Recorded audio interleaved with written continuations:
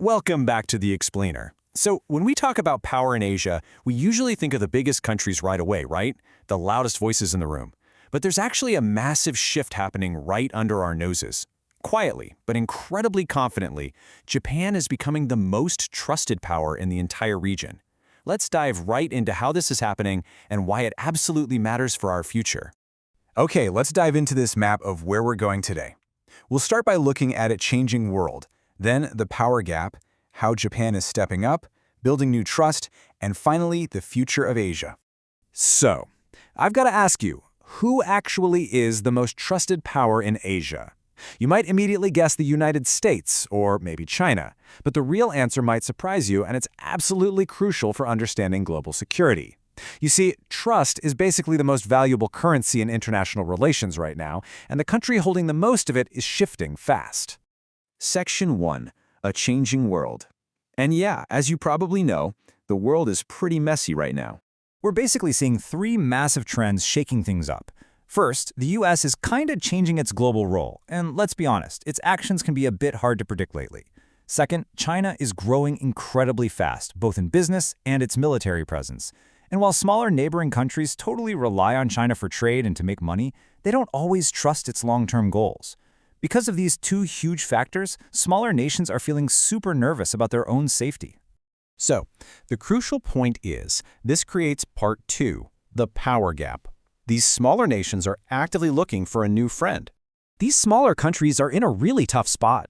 They literally do not want to be forced to choose between the US and China. Picking sides is just way too risky. It could completely wreck their domestic economy or hurt their national defense. So instead of getting dragged into this giant competition, they just want a strong, independent partner.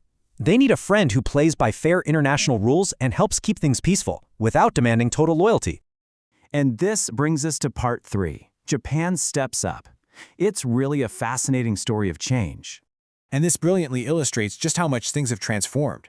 Think back to the 1990s. Japan was super quiet globally. The government mostly focused on its own business and economy. If there was a security issue, they'd usually just write a check to help out instead of physically showing up. But present-day Japan? Completely different story. They are super active. They're updating defense laws, spending more on security, and really taking charge. It's a total transformation from the ground up. Regional expert Robert Ward hits the nail on the head here. He says, Japan is what I would call a global middle power. So what does that actually mean for us? Well, because Japan isn't some massive, overwhelming superpower, smaller countries don't feel threatened by them. Japan is like the perfect size, big enough to protect the rules and keep trade open, but not so big that it bosses everyone around or makes them feel controlled. To make this stability a reality, Japan is building some really strong networks right now. They're working super closely with the Philippines, Australia, India, and Vietnam. We're talking real, formal defense agreements, training together and sharing valuable resources just to make sure the ocean stays safe, lawful, and open for everyone. Part 4, building new trust. Because to build these modern networks, they've had to move past a pretty painful history. It's been almost 80 years since World War II. And sure, sometimes other countries try to bring up that old history to make people scared of Japan's new military spending. But you know what? It's just not working anymore.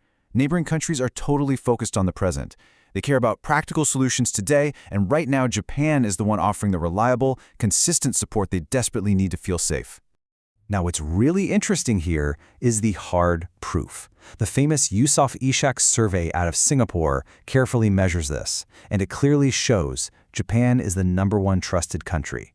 Just look at the gap. Japan is way up there with the highest trust, completely beating out the US in second place and leaving China far behind.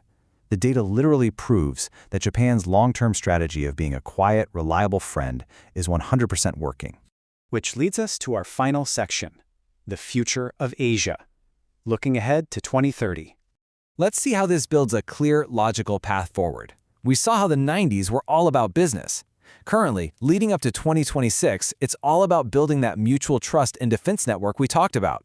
And experts say that if this positive trend continues, by 2030, Japan is going to be the absolute center for peace and stability in Asia.